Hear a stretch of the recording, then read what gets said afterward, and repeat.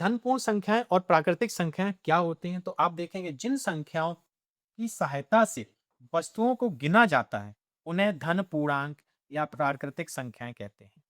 जी हाँ, जिन संख्याओं की सहायता से हम वस्तुओं को गिनते हैं, जैसे हम बाजार से केले लेने के लिए गए, तो उसने कहा कि भाई 12 मिलेंगे आपको, ठीक है ना?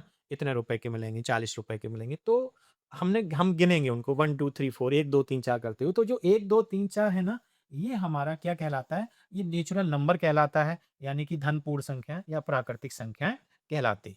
क्लियर हुआ? चलिए, दूसरे पॉइंट पे आते हैं। पूर्ण संख्याएँ। जी हाँ, पूर्ण संख्याएँ किसे कहते हैं? थोड़ा-सा इसको समझते हैं। पूर्ण संख्याओं को स्टूडेंट्स हम लोग इंग्लिश में बोलते हैं होल नंबर। क्या बोलते हैं? होल नंबर, ठीक है? तो ये होल नंबर क्या है? प्राकृतिक संख्या जो हमने समझी, यानी जितनी हमारी गिनती होती है 1 2 3 4 5, इनमें अगर मैं ज़ीरो को भी इंक्लूड करूँ, किसको इंक्लूड कर लूँ? ज़ीरो को। तो ज़ीरो को अगर मैं शामिल कर लूँ प्राकृतिक संख्या में, तो जो ग्रुप बन के तैयार होगा वो हमारा पूर्ण संख्या कहलाएगा। ठीक है ना? यानी कि अगर हमारी जो नेचुरल नंबर है, प्राकृतिक संख्या है, जैसे 1 हो गया, 2 हो गया, 3 4 5 हो गया, इसमें मैंने ज़ीरो को ऐड कर दिया, तो ये हमारा होल नंबर यानी कि पूर्ण संख्याएँ हो जाएगा। क्लियर है? आगे बात करेंगे पूर्णांक। पूर्णांक यानी कि इंटीजर, इंग्लिश में क्या बोलेंगे? इंटीजर्स, ठीक है। इसमें क्या होता है स्टूडेंट समझिए, इसमें हम क्या करते हैं, इसमें हम जीरो को लेते हैं, जीरो के बाद आने वाली सभी पॉजिटिव नंबर्स को लेते हैं, आने वाली जितने भी पॉजिटिव नंबर होते हैं उनको लेते हैं, साथ ही साथ हम नेगेटिव नंबर्स को भी इंक्लूड करते हैं। और ये तीनों का जो ग्रुप होता है, जो इन तीनों का जो ग्रुप होता है, वो हमारा पूर्णांक कहलाता है। ठीक है ना? तो लिखा भी है यहाँ पे डेफिनेशन की धनात्मक संख्याएँ क्या? धनात्मक संख्याएँ और ऋणात्मक संख्याएँ और शून्य, इनको मिला लें तो जो ग्रुप तैयार होगा वो हमारा पूर्णांक यानी कि इंटीजर्स कहलाता है। आगे बढ़ते हैं। सम संख्याएँ, जिसे इंग्लिश में हम लोग इवन नंबर बोलते हैं।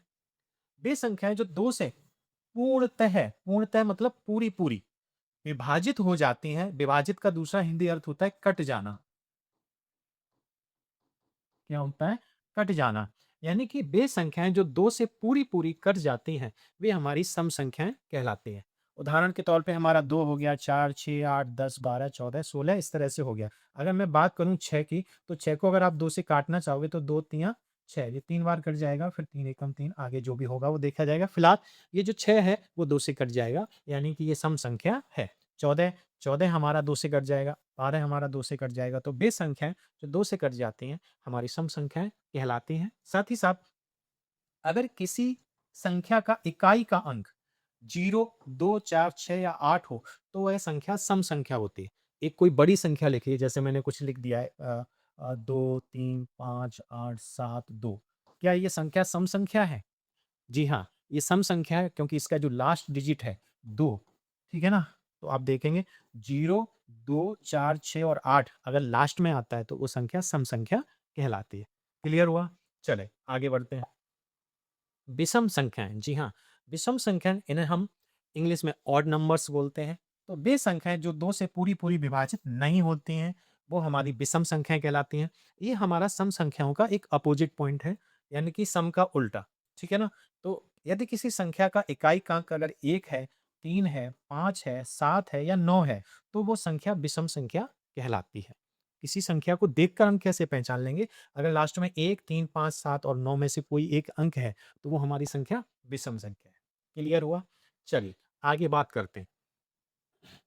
संयुक्त संख्याएँ। जी हाँ, संयुक्त संख्याओं को इंग्लिश में हम बोलते हैं कंपोजिट नंबर। क्या बोलते हैं? Composite number. तो यहाँ लिखा हुआ है कि वे प्राकृतिक संख्याएँ जिनके 2 से अधिक गुणनखंड होते हैं, संयुक्त संख्याएँ कहलाती हैं। जैसे 6 के गुणनखंड 1 है, 2 है, 3 है और 6। इन्हें हम दूसरा नाम और दो देते हैं, वो भाज्य संख्या है। क्या?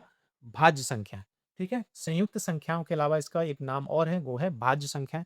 तो अगर मैं बात करूँ 4 हमारा भाज्य है, 6, 8, 9, 10 ये सभी भाज्य हैं। क्यों हैं? क्योंकि अगर आप देखेंगे तो इनके 2 से अधिक क्या हो रहे हैं? गुणनखंड हो रहे हैं और जिनके 2 से अधिक गुणनखंड होते हैं वो हमारे क्या कहलाते हैं? ये हमारी भाज्य संख्या कहलाती हैं, यानी कि संयुक्त संख्याएँ कहलाती हैं। अगले पॉइंट पे हम बात करते हैं, वो है हमारा अभाज्य संख्या। काफ़ी इंपॉर्टेंट है ये, हमें बहुत अच्छे से इसको पकड़ना है। अभाज्य संख्या, अभाज्य संख्या इंग्लिश में प्राइम नंबर बोलते हैं। वे संख्याएँ, वे प्राकृतिक संख्याएँ जिनके केवल 2 गुणनखंड, कितने गुणनखंड? दो गुणनखंड जिसमें एक हो और स्वयं वो संख्या हो, ठीक है, इसके अलावा कोई और गुणनखंड उसका ना हो, वे संख्याएं हमारी अभाज्य संख्या कहलाती हैं। उदाहरण के तौर पे नीचे लिखा हुआ है 7 की। देखो अगर 7 को अगर आप काटोगे तो ये 7 जो है ना 7 से कटेगा और साथ में 1 से कटेगा, है ना? 1 का भाग और चला जाएगा। तो 7 और 1 के अलावा इसका और कोई गुणनखंड नहीं है। यानी कि एक तो स्वयं संख्या यानी कि 7 और एक 1 से, ठीक है ना? तो वे संख्याएँ जो स्वयं और 1 के अलावा किसी से नहीं कटती, वो हमारी अभाज्य संख्याएँ कहलाती हैं। आगे मैं बात करूँ, सह-अभाज्य संख्या, जी हाँ, को-प्राइम नंबर्स, इंग्लिश में बोलें तो को-प्राइम नंबर्स। जी हाँ, ऐसी संख्याएँ जिनका एचसीएफ यानी कि महत्तम समावर्ग अगर आप निकालते हैं और निकालने पे उनका एचसीएफ केवल 1 आता है, तो उन्हें हम सह-अभाज्य संख्या कहते हैं। ठीक है? मैं एक एग्ज़ाम्पल आपको दूँगा। जैसे यहाँ पे मैंने एग्ज़ाम्पल के तौर पे लिया 8 और मैंने दिया है 15।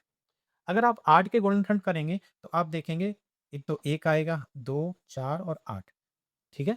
अगर आप इसके फैक्टर करें तो ये इतना ही आएगा। 15 के गुणनखंड करेंगे तो 1, 3, 5 और 15 आएगा। अगर आप इनको देखेंगे तो इन दोनों में कॉमन चीज़ कौन है? कॉमन का मतलब हुआ है जो दोनों में हो। तो इनमें कॉमन चीज़ क्या है? तो आप देखेंगे इसमें 1 के अलावा कोई भी कॉमन चीज़ नहीं है। तो इसका मतलब ये हुआ कि 8 और 15 हमारी सह-अभाज्य संख्या यानी कि को-प्राइम नंबर्स हैं। उम्मीद है आपको यहाँ तक समझ में आया होगा। आगे बात करते हैं हम परिमेय संख्या। काफ़ी आसान है।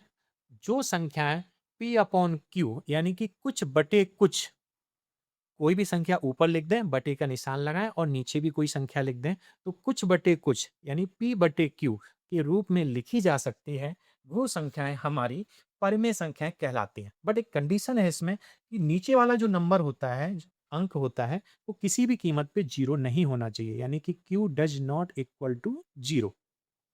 सही है ना?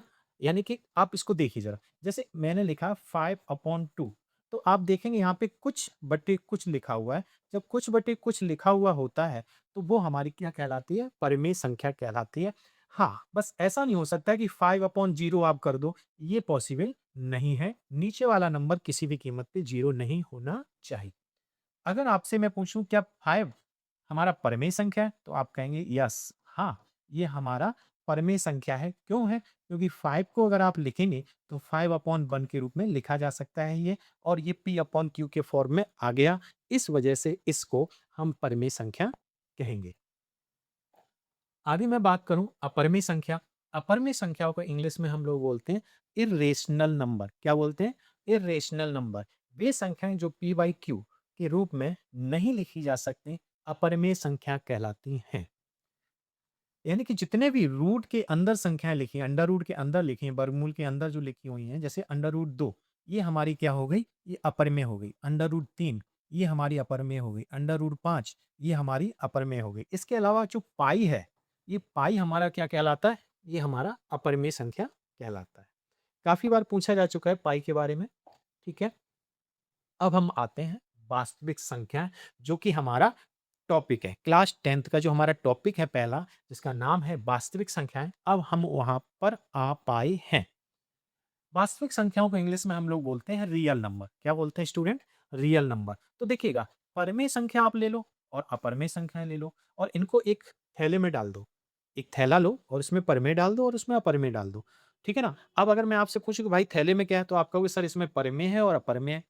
मैं कहूँगा इसका कोई और तरीका, कोई नाम, तो बोलोगे, आप बोलोगे कि सर इसमें वास्तविक संख्याएँ हैं। सही है ना? यानी कि परिमेय और अपरिमेय संख्याओं के समूह को, ग्रुप को वास्तविक संख्याएँ कहते हैं।